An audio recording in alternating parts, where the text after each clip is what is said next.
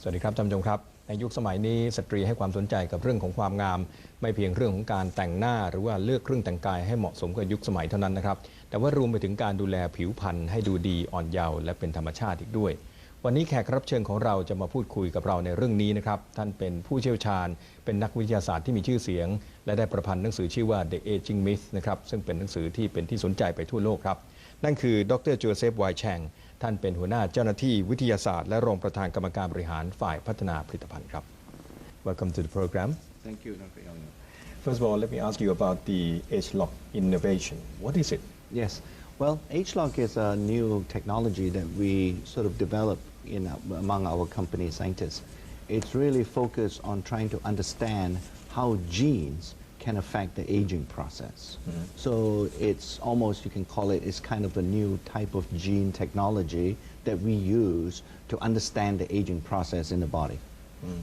So, in brief, what are the causes of the aging process? Yes, and again, for many, many years of scientific research, we and other scientists in the United States, we are beginning to understand that the aging process is very much related to these sources of aging that are actually located at the genetic level. Mm-hmm. You know, in 2003, for example, the whole world got together and all the global scientists spent a lot, more than 6 years, to sequence and to identify all the genes that control the body function.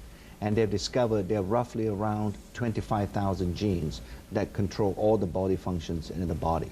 So we are now using the map to identify those genes that are specifically related to the control of the aging process. And those are the genes that we call the sources of aging in the body. Mm-hmm. From your study that you have conducted, what have you found about this gene expression that can cause the aging? Well, what we have found is, in fact, you know, throughout many cultures, most likely also in Thailand when we were young, we hear stories of people trying to look for this fountain of youth. Mm-hmm. And, you know, it's very popular. Maybe in the Thai language, you would be calling it another name, but everybody is like looking for this mystical fountain of youth. Well, I think all of these people in the past, they have been looking at the wrong places.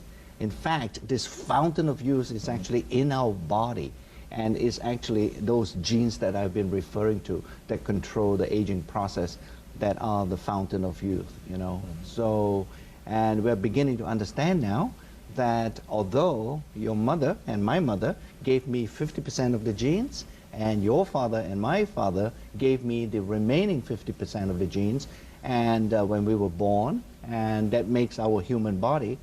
But over time, we are beginning to understand now that many environmental factors and external factors affect how those genes behave. Mm-hmm. And if these environmental factors are not good, are negative, like pollution, mm-hmm. Smoking habits, you know, not eating right. Okay. What are the ways that we can do this alteration in gene expression? Yeah, well, one of the things we can do, we are looking at many natural ingredients, for example, and one of the most interesting natural ingredients we're looking at currently is a traditional Chinese herb that is called cordyceps. Cordyceps. Yes, and the scientific name is Cordyceps sinensis, and we are finding that a long time ago the Chinese were right, that this particular herb provides a lot of anti-aging benefits to the body. Mm-hmm. The difference is, 1,000 years ago, the Chinese didn't know how it acts. Now we know by testing that cordyceps, for example, yep. We are finding it affects many, many anti-aging related genes. Mm-hmm. And they restore the function of these genes, if you will. Mm-hmm. And our ageloc technology gives us the ability and all the scientific tools to look at this particular genetic effect. Okay. So these particular herbs, cordyceps, how do human beings take that and cause some benefits in terms of the anti-aging? Well, one of the most important things with natural herbs is that you have to take the right dose, mm-hmm. if you will. And sometimes when you use the natural cordyceps and you use it in soups or in the foods that Chinese people eat, mm-hmm. you cannot control the dose. Mm-hmm. So sometimes it works and sometimes it doesn't. Now, there's another study that you have been involved with to do with the food intake, the calories. How does that relate to the aging process? That's an important.